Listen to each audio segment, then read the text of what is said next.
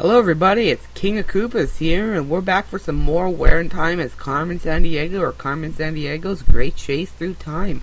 And we were just about to start Case 7. Carmen Sandiego making such a threat that you'll never stop my next plan.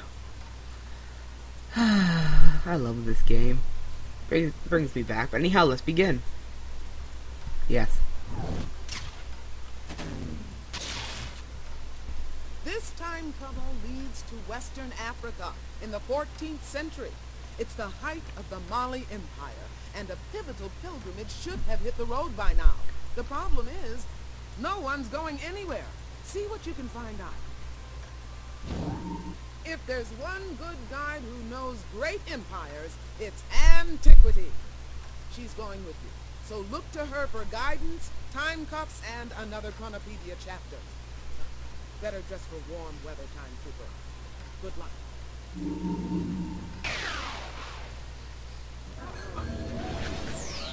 Whew. Another day, another time period.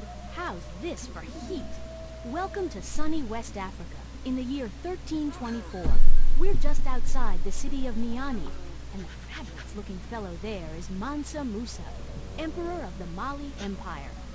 Well, now, if that isn't the straw that broke the camel's back. A man most strange just stole my only block of salt. My pilgrimage cannot begin without it. Aha. Sounds like our thief needs to cut down on his salt intake. Oh, shut up. That was so bad.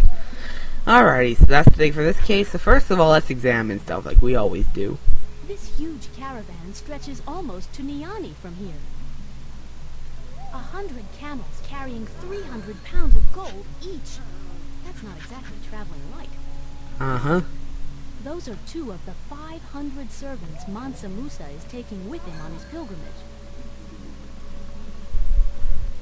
Alrighty, so starting off here, actually, examine this guy first. That griot is an oral storyteller who memorizes all the important events of the Mali Empire. He's a walking, talking history book. My griot excels in the telling of stories about amazing African empires, like mine. Griot, tell us a story. One tale of the great Mansa's pilgrimage coming up. It was in 1324 that Musa left the Niger shore for Mecca, that most holy Muslim city. This pilgrimage, it's called a Hajj, is something Muslims never dodge. To miss the trip would be a golden pity. Alright, that's not required, but I think there's more, but I'm not gonna bother. Let's talk to Mansa Musa. Sand blast it. Just absconded with all the salt, my most precious possession. Without that salt, we're going nowhere. I am so sorry for groaning while he was talking, but that sand blasted almost gave me a stroke. It was that bad. I am Mansa Musa, ruler of the great Mali Empire here in Western Africa. Surely you've heard of me. Mansa means emperor or ruler, and my own name is Musa. So I am called Mansa Musa, ruler of one of the largest empires in the world. Someone has stolen my caravan's only block of salt. If my followers hear of this, they'll surely disband. And do you have any idea how long it takes to get 60,000 people packed up and ready to go? Sounds like a family road trip to me. Salt is essential for the body. It helps us survive long trips through the desert by replacing the salty sweat lost to the hot sun. Water alone is not enough. We must have salt too. Yeah, I actually didn't know that before, I did that salt actually helped you maintain a little water. I didn't know that. Why, yes. How gracious of you to offer. Take my gold staff and trade it for the largest block of salt you can find. The success of my pilgrimage depends on you. There we go, now we got the, staff. Why, we are in Western Africa, of course, and we are standing by the outskirts of Niani, capital of my Mali Empire. Fate has been most kind. The Mali Empire is one of the largest and richest empires anywhere. In other parts of the world right now, there is much bloodshed and poverty. But here in Mali, we have peace, high culture, and great wealth. We can't complain. That line is my caravan. All the people, camels, and supplies that will join me on my holy pilgrimage. If you want details, just ask my official griot. He made all the arrangements. Alrighty, so starting off, we don't want to go here, we want to go to the jungle. Good day, and what a fine day it is in the bright country. The Bright Country was a common nickname for the Mali Empire. Think about it. The African sun, the plentiful gold, and the friendly reputation of the Mali people. Makes sense, no? Huh. And yeah, let's examine as usual. The Niger River was like a major highway in ancient Mali. It allowed people to transport all sorts of trading goods by boat. See those canoes? They're loaded with gold from the secret mines of Wangara. The mines are so secret, not even Mansa Musa knows where his gold comes from. Yeah, that can't be good.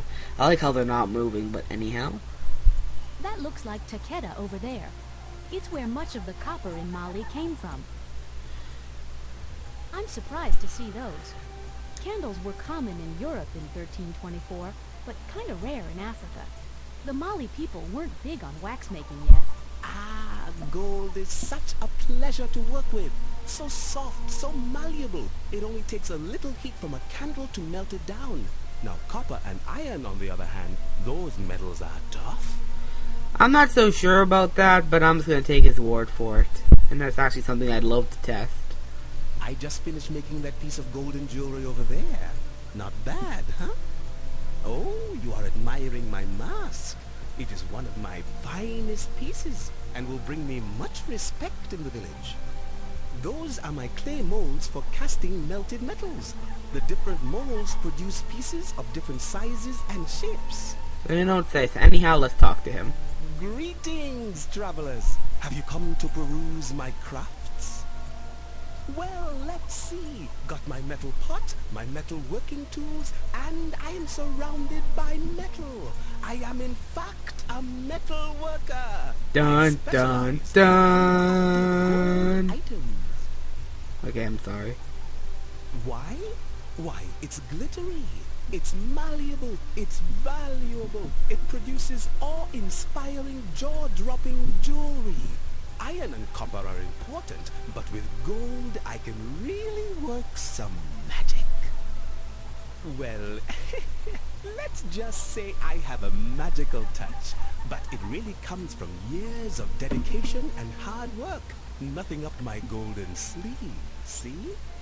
In ancient West Africa, people believed that smiths had magical powers because they could shape earth and fire into a new substance, metal. Yeah.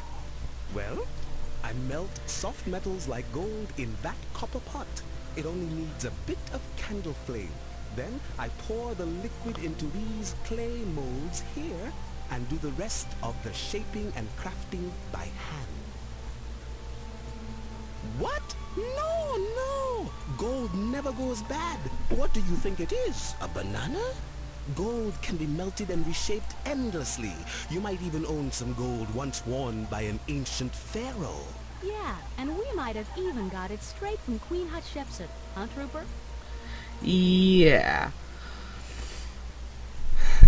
I don't really know who would think that melting gold destroys it, but whatever.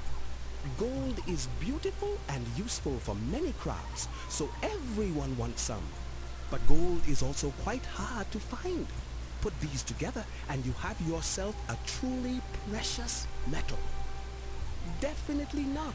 See, if everyone had all the gold they wanted, then people wouldn't value my golden jewelry as much. Lucky for me, gold is quite rare. A lot of Mali's gold comes from the secret mines of Wangara. The miners keep the location of the mines a secret, so only they know where to find it. So you don't say. Okay, 9 minutes in and we haven't even done anything yet. Wow. So let's get this thing on the go before I hit the 15-minute time limit. Let's give the gold staff to him. Hold your camels! What are you trying to do? Get me in trouble? I know a piece of Mansa Musa's property when I see it. This is his personal gold staff. I can't melt this down. There's no need to worry. We're on a mission from Musa. He gave us the staff so that we could obtain some salt for his journey. Well, that is an interesting claim, but I'll need proof that Mansa Musa actually gave you his staff and that you didn't borrow it. Fortunately, I am well acquainted with Musa's pilgrimage. Answer my questions about it and I'll melt the staff for you. Sure, ask away. Okay, here we go. What is the Arabic word for a holy pilgrimage?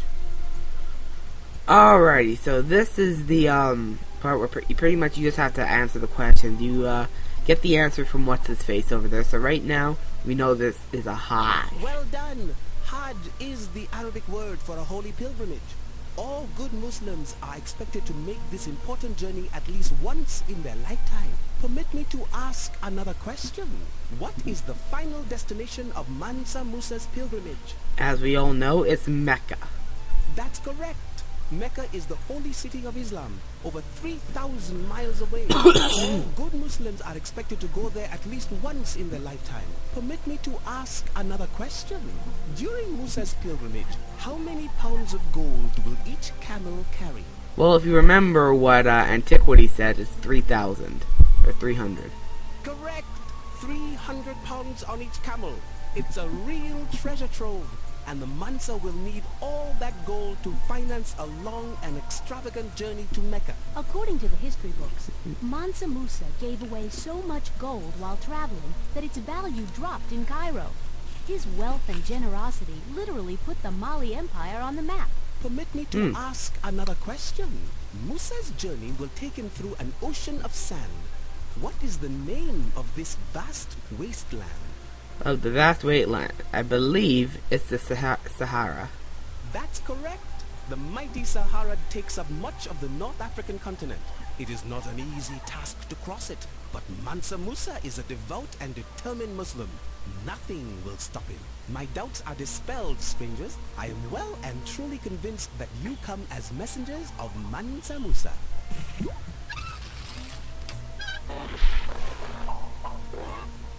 Yeah, bullshit gold melts that quickly. Alright, now we can take the bundle. And now, oh hey look, a part of the note. What an eagle eye! It's a part of the Carmen note. Alrighty, so in Mali, Africa you'll land, where cities meet the desert sand. Okay, so that's the first part of the note. Doesn't tell us shit, but okay. Goodbye. Yeah, whatever. Now we go to Timbuktu. See the 20-foot-high walls behind me? They're the outer walls of the fabled city of Timbuktu, where the camel meets the canoe. Ah, yes. Very clever. Timbuktu is a splendid trading spot, centrally located between the camels of the desert and the canoes of the jungle rivers. It is my favorite city in all of Mali. Alright, right off the bat, we got another piece of the A note. Carmen note. I thought something was afoot with this camel. Alrighty, it says, for famous salt I have a thirst, so check out Musa's convoy first. Alrighty, and now let's examine. I bet you didn't know that the Mandinka people of the Mali Empire were the first to cultivate onions as a crop. We have them to thank for onion rings, Trooper. That camel has a pretty dry disposition. Too much time in the sun, I guess. My camel Camille may be ill-tempered, but she's a very shrewd merchant. She has a way of letting me know if a trade is not in my favor. Oh yeah, we're going to be seeing quite a bit of that. Yes. That salt probably came from the salt mines of Tagaza, up in the north. That's quite right. Up in Gaza, there are no trees, so buildings are made out of huge blocks of pure salt. I'm not even going to say anything to that. Welcome, my fine friends. Alrighty, to be honest, we're approaching the 15-minute time limit, and there's a pretty annoying puzzle after this, so unfortunately, we're gonna have to finish this case up when we come back. I thank you all for watching. This has been King of Koopas here, and I'll see you next time.